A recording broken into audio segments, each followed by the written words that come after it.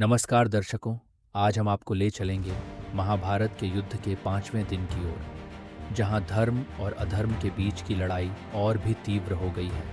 आज के युद्ध में दोनों पक्षों ने अपनी शक्ति और युद्ध कौशल का भरपूर प्रदर्शन किया। कौरवों और पांडवों की सेनाएं अपने अपने महारथियों के साथ विजय पाने के लिए उत्सुक हैं। इस विशाल युद्ध भूमि पर धर्मराज युधिष्ठिर और भीमसेन ने कौरव सेना को भारी नुकसान पहुंचाया। वहीं दुर्योधन की सेना ने भी पलटवार करने में कोई कसर नहीं छोड़ी। भीषण युद्ध शंखनाद और धनुष की टंक से पूरा वातावरण गूंज उठा है। तो चलिए बिना किसी विलंब के सीधे चलते हैं युद्ध के मैदान पर, जहां हर योद्धा अपने धर्म की रक्षा के लिए तत्पर है। देखते हैं कि इस अद्भुत और वीरतापूर्ण युद्ध का 5वां दिन हमें क्या नया सबक सिखाएगा। महाभारत युद्ध के 5वें दिन, जहां सूर्योदय के साथ ही दोनों सेनाएं युद्ध के लिए आमने सामने आ गईं। प्रत्येक सेना क्रोध और विजय की भावना से ओतप्रोत थी और एक दूसरे पर आक्रमण करने के लिए तत्पर थी। भीष्म ने अपनी सेना को मकर व्यूह में सजाया और युद्ध के लिए आगे बढ़े। पांडवों ने भी अपनी सेना को अजय क्षण व्यूह में व्यवस्थित किया। इस व्यूह के अग्रभाग में बलशाली भीमसेन थे, जबकि अर्जुन इसकी गर्दन में अपनी गांडीव धनुष के साथ विराजमान थे। दाएं पंख में राजा द्रुपद और उनके पुत्र सेना की अगुवाई कर रहे थे। पीछे की ओर द्रौपदी के पुत्र और सुभद्रा के पुत्र अभिमन्यु ने अपनी शक्तिशाली उपस्थिति दर्ज कराई। युद्ध की पूंछ में खुद युधिष्ठिर मोर्चा संभाले हुए थे। युद्ध शुरू होते ही भीमसेन ने कौरवों के मकरव्यूह को भेद दिया और भीष्म पर बाणों की वर्षा कर दी। भीष्म ने भी अपने शक्तिशाली अस्त्रों से पांडव सेना को भ्रमित कर दिया। इस भ्रांति के बीच अर्जुन ने तत्परता से भीष्म को हजारों बाणों से आक्रमण किया। दुर्योधन अपनी सेना की भारी क्षति देख द्रोणाचार्य के पास पहुंचे और उनसे पांडवों को पराजित करने की युक्ति मांगी। द्रोण ने तुरंत पांडव व्यूह में प्रवेश किया, जहां सात्यकी ने उन्हें रोका। यह युद्ध देखने में भयावह था। द्रोण, शल्य और भीष्म ने भीमसेन पर तीव्र आक्रमण किया। अभिमन्यु ने भी उत्तर में अपने तेज बाणों से वार किया। इस भयंकर युद्ध में शिखंडी ने भीष्म और द्रोण के खिलाफ आक्रमण किया। भीष्म शिखंडी की पूर्व स्थिति को याद करते हुए उनसे टकराव से बचते हैं। इस तरह दोनों सेनाएं विजय और ख्याति की इच्छा से युद्ध में उतरी, और जो युद्ध हुआ वह देवताओं और दानवों के बीच पौराणिक युद्धों की याद दिलाता था। भीष्म के प्रचंड नेतृत्व में कौरवों और पांडवों के बीच युद्ध अपने चरम पर पहुंच गया। जैसे ही उन्होंने धृतराष्ट्र के पुत्रों को भीमसेन के क्रोध से बचाने का लक्ष्य रखा, युद्ध का मैदान युद्ध के भयानक कोलाहल से गूंज उठा। हाथी की चीख, घोड़ों की हिनहिनाना और ढोल की थाप एक गगन भेदी शोर में विलीन हो गई। युद्ध भीषण था।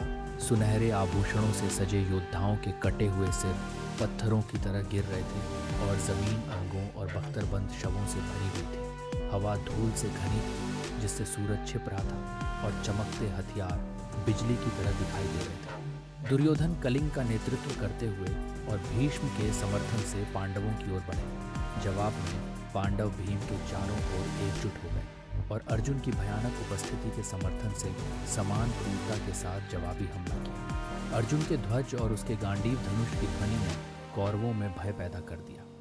जो आसन्न विनाश का प्रतीक था, भीष्म के साथ युद्ध तीव्र हो गया, क्योंकि दोनों पक्षों ने अपना क्रोध प्रकट किया और विनाश के निशान छोड़े। व्यक्तिगत द्वंद्व वीरता के साथ सामने आए।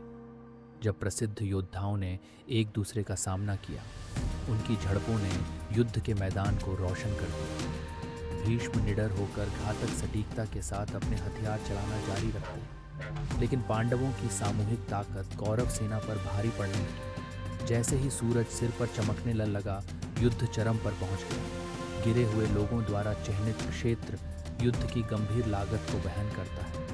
प्रत्येक मृत नायक गहरी बैठी दुश्मनी और दुखद रिश्तेदारी का एक वसीयतनामा है, जिसने संघर्ष को और बढ़ावा दिया। द्रोण के पुत्र अश्वत्थामा, जो एक दुर्जय धनुर्धर था, ने अर्जुन पर कई बाणों से हमला किया, जिससे दोनों के बीच भयंकर संग्राम शुरू हो गया। अविचल अर्जुन ने शीघ्रता से प्रतिकार करते हुए अश्वत्थामा का धनुष तोड़ दिया और अपने तीखे बाणों से उसे गंभीर रूप से घायल कर दिया।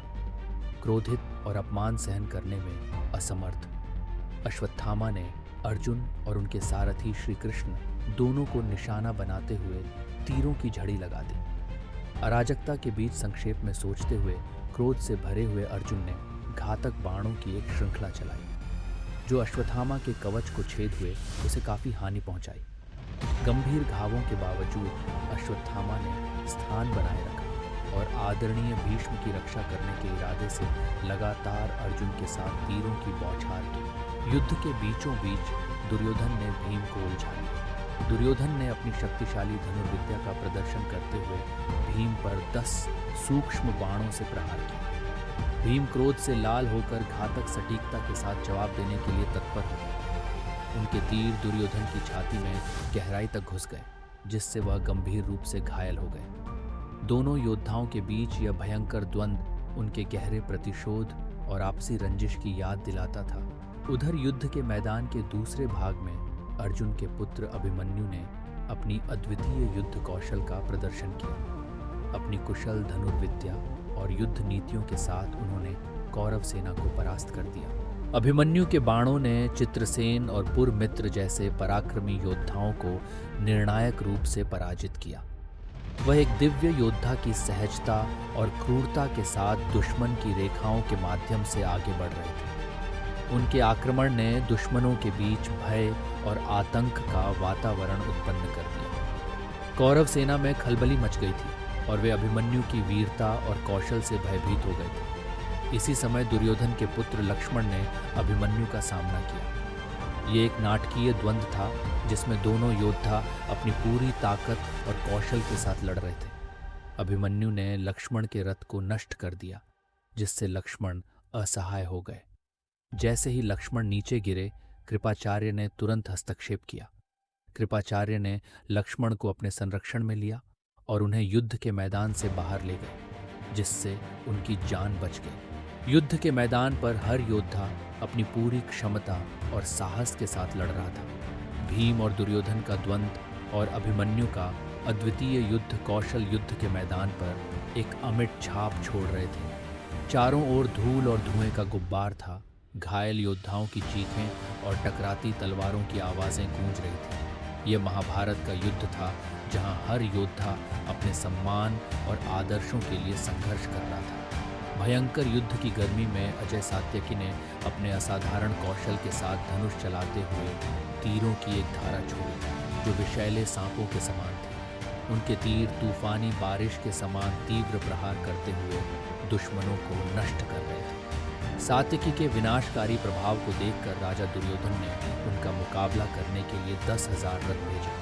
हालांकि सात्यकी ने अपनी दिव्य हथियारों की शक्ति से इन योद्धाओं को आसानी से नष्ट कर दिया और फिर युद्ध के मैदान में भृशरवा का सामना किया। अपने साथियों के पतन से क्रोधित बाह के राजकुमार भृशरवा ने तीरों की बौछार से जवाबी हमला किया। उसका धनुष इंद्र की ताकत की प्रतिध्वनि कर रहा था और उनके हमले की तीव्रता ने सात्यकी के समर्थकों को पीछे हटने के लिए मजबूर कर दिया। अब सात्यकी को अकेले ही दुश्मन का सामना करना पड़ा। इस महत्वपूर्ण क्षण में सात्यकी के पुत्र उत्कृष्ट कवच पहने हुए और विभिन्न हथियारों से लैस होकर भृशरवा को चुनौती देने के लिए आगे आए।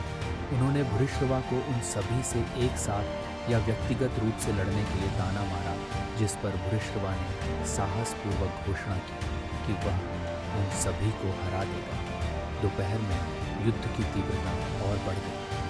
भृशरवा 10 नायकों की संयुक्त सेना के सामने अकेले खड़े थे। उनकी संख्या के बावजूद उन्होंने कुशलतापूर्वक उनके हमलों का मुकाबला किया और अंततः सटीक निशानों से उनका सिर काट दिया। अपने पुत्रों के पतन को देखकर सात्यकी क्रोध से दहाड़ उठे और सीधे भृशरवा से भिड़ गए। उनका टकराव जबरदस्त था, जिसके कारण दोनों योद्धा अपने रथ से गिर गए और उनके रथ नष्ट हो गए। इसके बाद एक क्रूर हाथापाई हुई। इस हाथापाई के दौरान दोनों योद्धा अपनी पूरी ताकत से एक दूसरे पर प्रहार कर रहे थे। उनके प्रहार इतने शक्तिशाली थे कि आसपास के योद्धा भी विस्मित रह गए। अंततः सात्यकी ने अपने शत्रु को परास्त कर दिया, लेकिन इस जीत की कीमत उन्हें अपने पुत्रों की मृत्यु से चुकानी पड़ी। 5वें दिन के महाभारत युद्ध का समापन बहुत ही रोमांचक और नाटकीय था। इस दिन की घटनाएं युद्ध के भविष्य पर गहरा प्रभाव डालने वाली थीं और दोनों पक्षों ने अपनी अपनी ताकत और कौशल का पूरा प्रदर्शन किया। युद्ध के 5वें दिन के अंत में मैदान रणभूमि के भीषण दृश्यों से भरा हुआ था। धूल और धुएं से आसमान ढक गया था और चारों ओर मृत योद्धाओं और घोड़ों के शरीर बिखरे पड़े थे। युद्ध की गंभीरता इस बात से भी पता चलती है कि कौरव और पांडव दोनों ही पक्षों ने अपने कई महान योद्धाओं को खो दिया था। इस दिन द्रोणाचार्य ने कौरव सेना की ओर से सेनापति के रूप में कुशलतापूर्वक नेतृत्व किया। उनकी रणनीतियां बहुत ही कारगर साबित हुई। इसके विपरीत पांडवों की ओर से अर्जुन और भीमसेन ने अपनी वीरता दिखाते हुए कौरवों के कई महारथियों को युद्ध में हराया। युद्ध के इस दिन कौरवों ने बड़ी संख्या में रथ, हाथी और घुड़सवार सैनिकों का प्रयोग किया, जिससे पांडव सेना को बड़ी मुश्किलें हुई। पांडव सेना ने भी अपने विशेष युद्ध विन्यास के द्वारा इसका मुकाबला किया।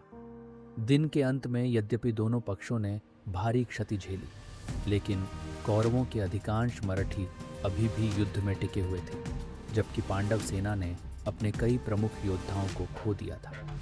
इस प्रकार इस दिन के युद्ध का समापन कौरवों के हल्के उत्साह के साथ हुआ, क्योंकि उनकी सेना में अधिक संख्या में महार बचे थे।